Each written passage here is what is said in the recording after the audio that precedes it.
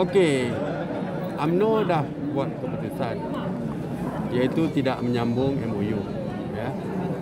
Dan saya dah berjumpa dengan ketua-ketua pihak pembangkang, iaitu tak penting sama ada MOU bertulis atau tidak, tapi yang lebih penting adalah understanding untuk beberapa isu tertentu.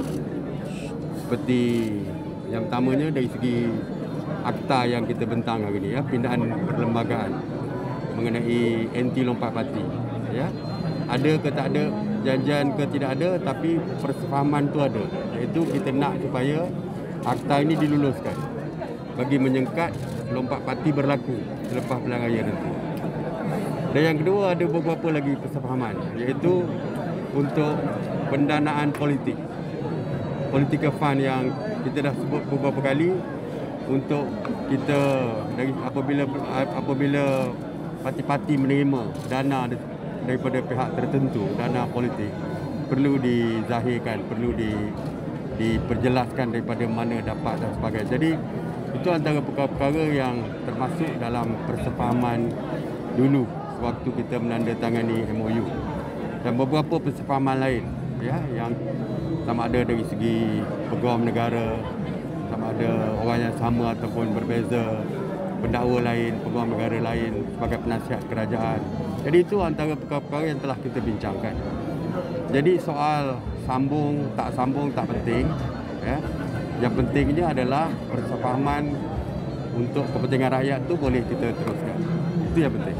Ya. Jadi komitmen Datuk Seri untuk meneruskan sehingga kerjasama ni sehingga semua ini berjaya diselesaikanlah. Kerjasama bertulis saya rasa tidak ada lagi. Kita dah bersetuju. Kita sama-sama bersetuju tidak perlu ada perjanjian baru, tidak perlu lagi. Tidak perlu ada perjanjian baru ataupun persefahaman yang baru, tidak perlu. Ya. Saya mesti aku dengan keputusan parti saya. Jadi saya dah maklumkan kepada mereka, UMNO dah buat ketetapan tidak sambung, ya, tetapi tak sambung dari segi perjanjian secara bertulis, tidak sambung lagi. Jadi kita pun semua dah setuju, pembangkang pun bersetuju, tak perlu ada perjanjian baru secara bertulis, tak perlu. Tapi persefahaman untuk kepentingan rakyat kita boleh teruskan, bagi menjamin kestabilan politik dan sebagainya kita boleh teruskan. Maksudnya Datuk Seri hujung bulan ni tamatlah MOU tu, tiada lagi extended version untuk MOU tu.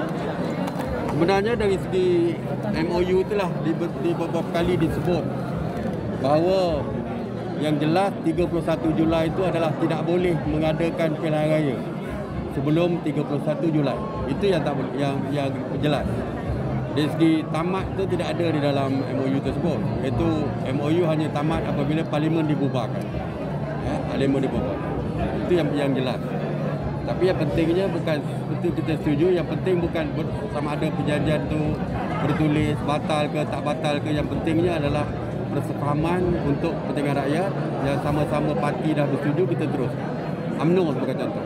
Kita dalam Perhimpunan Agung UMNO bersetuju supaya pendanaan politik, akta pendanaan politik kita kena bentangkan. Itu keputusan UMNO. Saya difahamkan pembangkang juga mempunyai pandangan yang sama. Akta mengenai pendanaan dana politik ini perlu diadakan. Jadi UMNO kita bersetuju, dalam PAU kita bersetuju.